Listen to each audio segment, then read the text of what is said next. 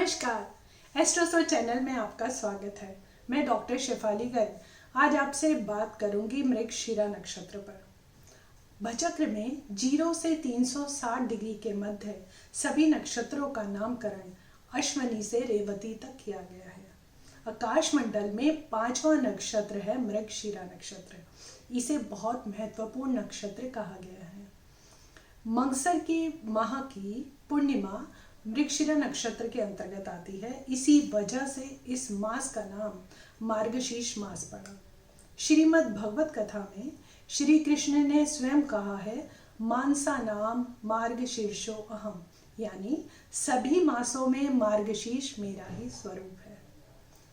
आकाश मंडल में जितने भी नक्षत्र हैं 0 से लेकर 360 डिग्री के बीच, उन सब का मान हर प्रत्येक नक्षत्र का 13 डिग्री 20 मिनट होता है। उसको बारीकी से समझने के लिए हम एक नक्षत्र के 4 भाग या 4 चरण करते हैं।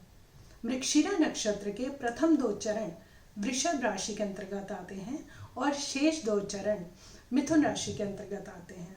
तो इस प्रकार मृगशिरा नक्षत्र में जन्मे जातकों पर वृषभ राशि उसके स्वामी शुक्र, मिथुन राशि उसके स्वामी बुध और वृश्चिक नमांश होने की वजह से उसके स्वामी मंगल का प्रभाव जातक पर संपूर्ण जीवन काल तक पड़ता है।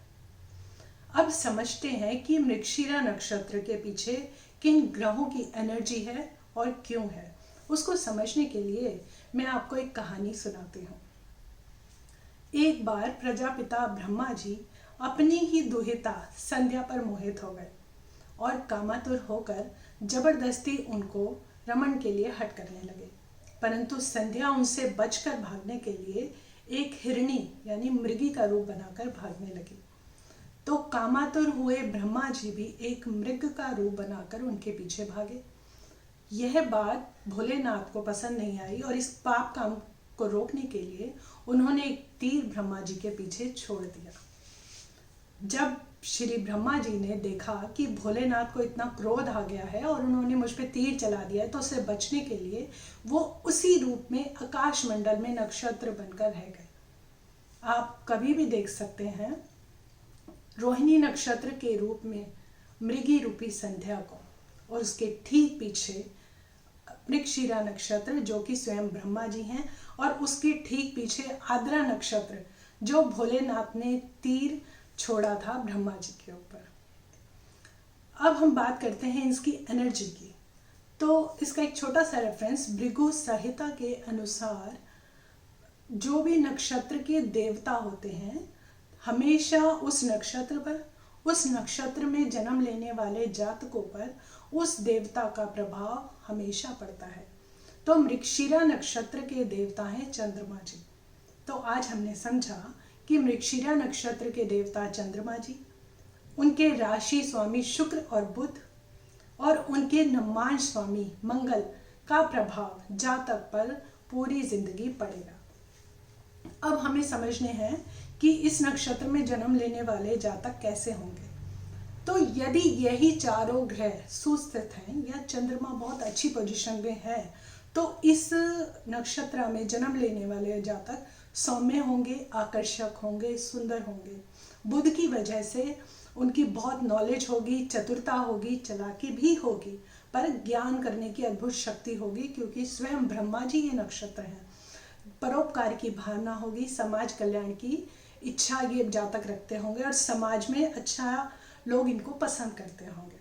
परंतु अगर यही ग्रह आपकी कुंडली में पीड़ित है या बहुत बेटर पोजीशन पे नहीं है, तो वही जातक क्रोधी हो जाएगा, क्योंकि मंगल की एनर्जी है।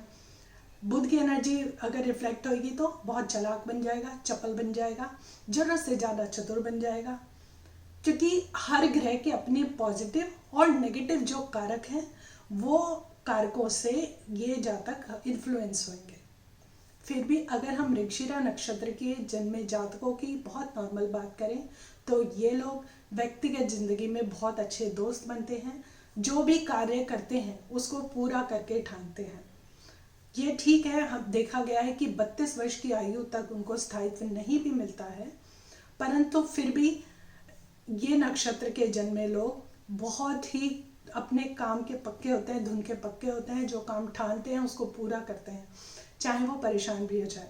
और एक चीज़ और अनुभव की गई है कि इस नक्षत्र में जन्मे स्त्रियां पुरुषों के मुकाबले अधिक सुंदर होती हैं, अधिक समझदार होती हैं।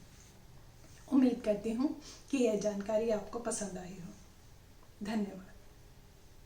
अगर आपने हमारे YouTube चैनल को अब तक सब्सक्राइब नहीं किया है तो आपको यहाँ सब्सक्राइब बटन दिख रहा है, इस पर आप क्लिक कीजिए और हमें सब्सक्राइब कर लीजिए। और साथ ही साथ इसके सामने एक नोटिफिकेशन बेल आ रहा है, इसे भी आप इनेबल कर दीजिए ताकि आपको तुरंत नोटिफिकेशन मिले जब भी हम कोई नई वीडियो अपलोड करें।